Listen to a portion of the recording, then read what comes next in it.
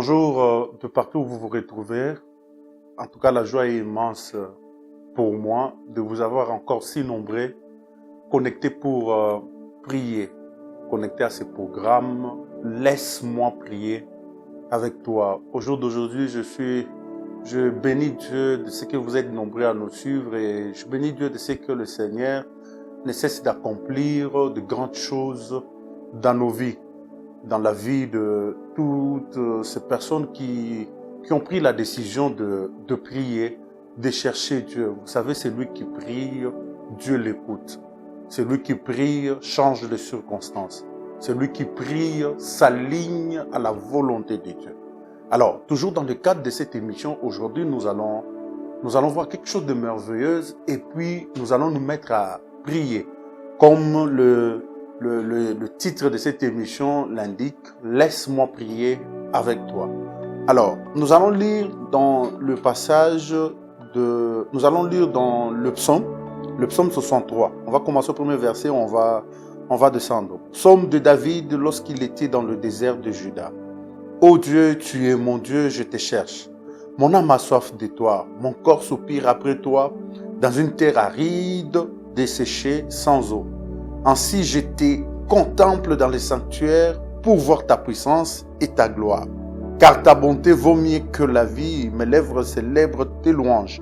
Je te bénirai donc toute ma vie, j'élèverai mes mains en ton nom. Mon âme sera rassasiée comme des mets gras et succulents, et avec des cris de joie sur les lèvres, ma bouche te célébrera. Lorsque je pense à toi sur ma couche, je médite sur toi pendant le veille de la nuit, car tu es mon secours et je suis dans l'allégresse à l'ombre de tes ailes. Mon âme est attachée à toi, ta droite me soutient. Mais ceux qui cherchent à m'ôter la vie iront dans les profondeurs de la terre. Ils seront livrés au glaive, ils seront la proie de chacal. Et le roi se réjouira en Dieu. Quiconque jure par lui s'en glorifiera, car la bouche des menteurs sera fermée. Car la bouche des menteurs sera fermée. Nous allons prendre encore un autre passage. Cette fois-ci, ce sera dans le Nouveau Testament. Nous prenons Matthieu 6, nous commençons au verset 9. La Bible dit, « Voici donc comment vous devez prier. Notre Père qui est au ciel, que ton nom soit sanctifié, que ton règne vienne, que ta volonté soit faite sur la terre comme au ciel. Donne-nous aujourd'hui notre pain quotidien. Pardonne-nous nos offenses comme nous aussi nous pardonnons à ceux qui nous ont offensés. Ne nous induis pas en tentation, mais délivre-nous du malin. Car c'est à toi qu'appartient dans tous les siècles le règne, la puissance et la gloire. Amen. Deux passages que nous venons de lire, un dans l'Ancien Testament et l'autre dans le Nouveau Testament. Quand vous le regardez à l'œil nu comme ça, il n'y a pas de similitude. Il n'y a pas quelque chose qui peut le rapprocher. Mais quand vous les étudiez en profondeur, vous allez comprendre qu'il y a tellement de points de ressemblance, il y a tellement de points de rapprochement. C'est comme si de l'autre côté, pas même comme si, de l'autre côté dans le psaume 63, David est en train de prier. Et de ce côté, dans le livre de Matthieu, Jésus est en train de donner un modèle de la prière. Comment une prière doit être faite. Et c'est de là que nous avons tiré notre petit thème qui va nous accompagner pendant toute cette série, pendant quelques émissions.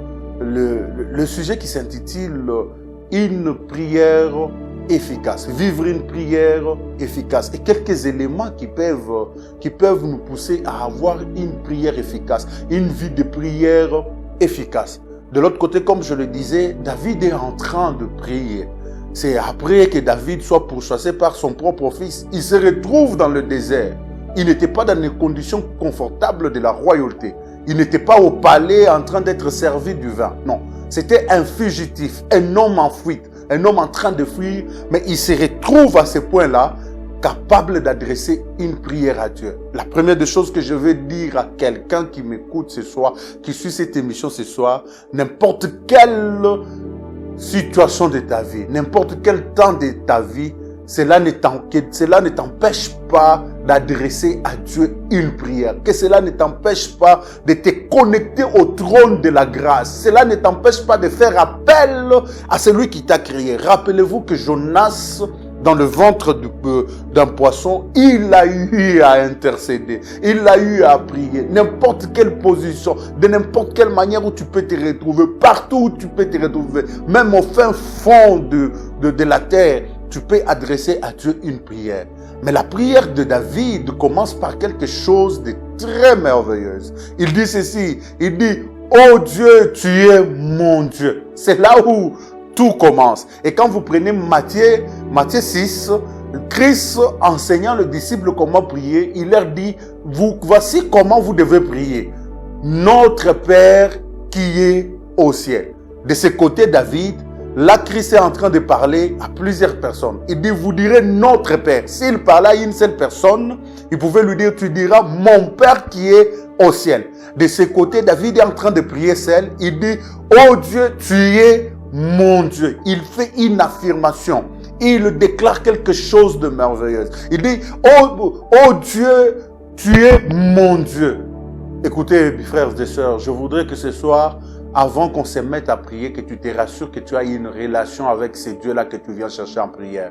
Tu ne pourras pas avoir une prière efficace si tu n'as pas une relation avec ce Dieu pour qui tu veux être en contact, en communion, en conversation avec lui. C'est difficile. C'est tellement difficile. Même dans nos familles, tu n'obtiendras rien de tes parents si tu n'as pas une relation avec eux. Du reste, nous les appelons parents parce que nous avons une relation biologique avec eux. C'est de même aussi avec Dieu. Tu ne peux pas prétendre avoir quelque chose de Dieu sans que tu sois en relation avec Dieu. Dans le deux cas, Christ est en train de montrer, Dieu est en train de nous montrer la valeur d'abord de la connaissance de celui en qui nous devons adresser la prière. Prier, c'est bien. C'est mettre autant des heures dans la prière, c'est mieux. C'est bien. Mais ce qui est plus mieux, c'est de connaître celui devant qui tu t'approches. Connaître ce Dieu-là à qui tu adresses la prière. Plusieurs gens prient aujourd'hui pour laver leur mémoire, peut-être pour répondre à l'exigence familiale. Ils se retrouvent dos contre mur, ils n'avaient pas envie de prier. On lui dit, venez, c'est le temps de la prière, on va prier. Il fait profil bas parce qu'il sait que derrière ça, si je refuse, il y aura une réprimande, il y aura de blâme, il y aura une sanction. Alors qu'est-ce que je vais faire? Je prie seulement. Certains se retrouvent dans des entreprises chrétiennes, on les oblige avant de commencer le travail, vous allez commencer par la prière. Plusieurs gens font ça, plusieurs gens se voient en train de prier, mais n'ayant aucune relation avec celui à qui ils adressent la prière. C'est très important. Dans ce premier point, je voudrais insister que pour avoir une prière efficace, vous devez d'abord connaître celui-là, celui pour qui vous êtes venu chercher, celui que vous désirez rester avec lui. Est-ce que vous connaissez le Dieu à qui vous voulez adresser la prière? Ça, c'est la première question que je nous pose. Est-ce que tu as la connaissance parfaite de ce Dieu-là à qui tu es venu adresser la prière? David connaissait que malgré que je traverse le désert, malgré que je suis dans une situation inconfortable, malgré que je suis, mon propre fils est en train de me pourchasser, au ciel, il y a un Père qui est au-dessus de mon fils. C'est comme ça qu'il s'est mis à prier. Les gens qui connaissent exactement leur Dieu, ils agissent avec exactitude, même lorsqu'ils se retrouvent dans le désert. Je le répète, lorsque tu connaîtras ton Dieu, le désert ne troublera pas ta vie de prière. Lorsque tu auras la connaissance parfaite de celui à qui tu adresses la prière, tu ne seras pas bouleversé par les circonstances. David savait ça. Même en étant dans le désert, il pouvait adresser une prière à Dieu. Et Christ, dans Matthieu, il commence par là. Il dit aux disciples, c'est comme quelqu'un qui dit, vous ne pouvez pas vous mettre à prier, ça n'est pas connaître le Dieu de la prière. Le Dieu qui écoute la prière, le Dieu qui exauce la prière, le Dieu qui entend la prière. Vous ne pouvez pas vous approcher de ce Dieu si vous n'avez pas une relation. Vous ne pouvez pas prétendre prier efficacement si vous n'avez pas une relation avec le Dieu de la prière. Ce soir, je voudrais inviter quelqu'un d'abord à commencer par là. Commence par là. Cherche d'abord une relation avec le Père. Peut-être que toi, ça fait longtemps que tu t'es brouillé avec le Père. Tu es parti loin de sa face. Tu as fait ce qu'il t'avait dit de ne pas faire. Tu es parti loin.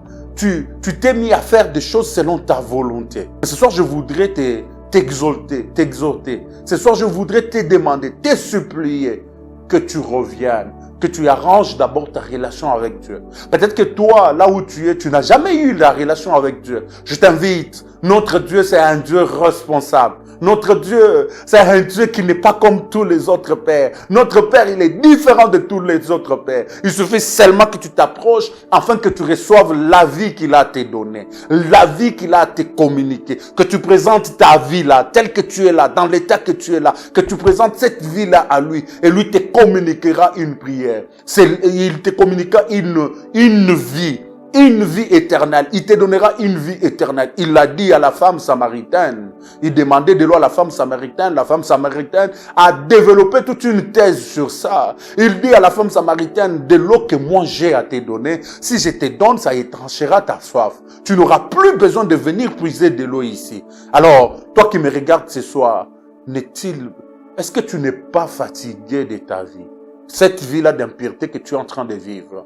Est-ce que tu n'es pas fatigué de la vie? Cette vie-là de mensonges, de vol que tu es en train de vivre. Approche-toi. Tout commence par là. Avoir une relation avec Dieu. Est-ce que tu ne peux pas t'approprier de ces dieux ici? Qu'ils deviennent aussi ton Dieu. Qu'ils deviennent aussi celui qui t'a sauvé. Qu'ils deviennent aussi celui qui a donné à ta vie le sens contraire de ce que ta chair, de ce que les esprits t'ont proposé.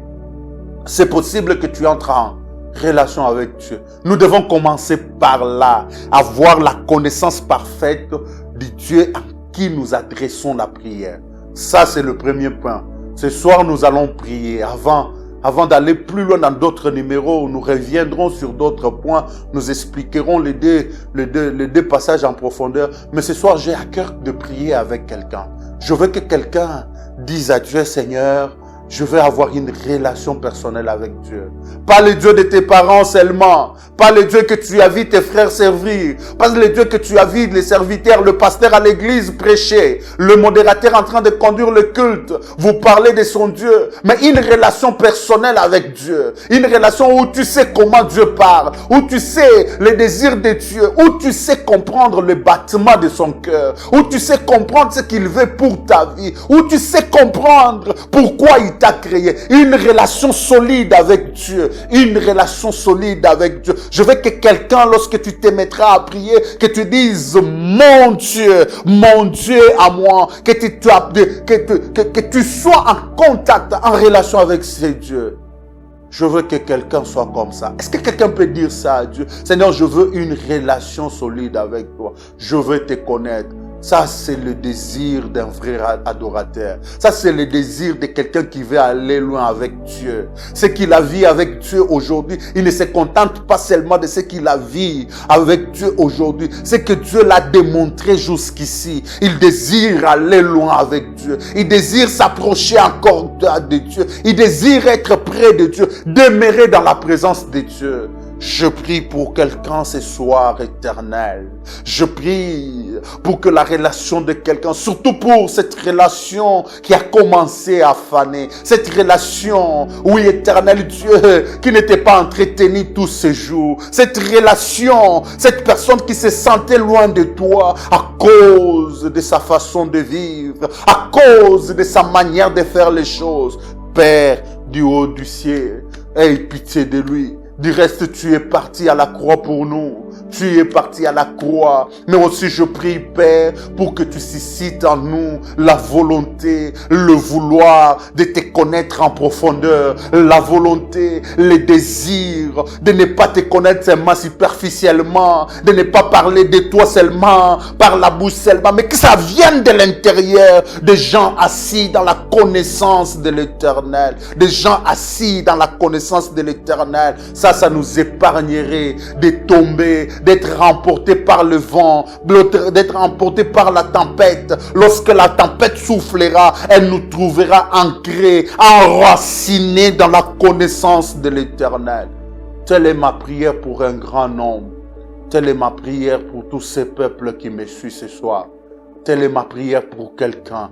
Le désir de te connaître, c'est très important, Père. Comment faire une prière efficace, ça n'est pas te connaître. Comment venir s'adresser à toi sans ne pas connaître? C'est lui qui exauce les prières. C'est très important de te connaître d'abord en amont avant de passer à autre chose. David a compris ça. Il dit, oh mon Dieu, tu es mon Dieu. Je veux que tu deviennes le Dieu de quelqu'un. Je veux que tu sois le Dieu de quelqu'un. Au nom de Jésus-Christ. Nous avons ainsi prié avec action de grâce. Amen. Merci beaucoup. Continuez à prier. Je sens vraiment l'onction de Dieu. N'arrête pas. Ce sont 2 minutes qui nous ont été données pour cette émission. Mais toi, tu peux continuer à prier et à partager aussi les liens. Chaque fois que le lien est partagé, à demander aux autres de se connecter pour que ce qui se passe ici dans cette émission soit une bénédiction pour un grand nombre. Alors, je vous promets de me retrouver encore aux prochaines émissions pour continuer avec le thème. Mais pour aujourd'hui, que l'Éternel vous bénisse et que l'Éternel augmente la soif de le connaître. Merci beaucoup. Bye.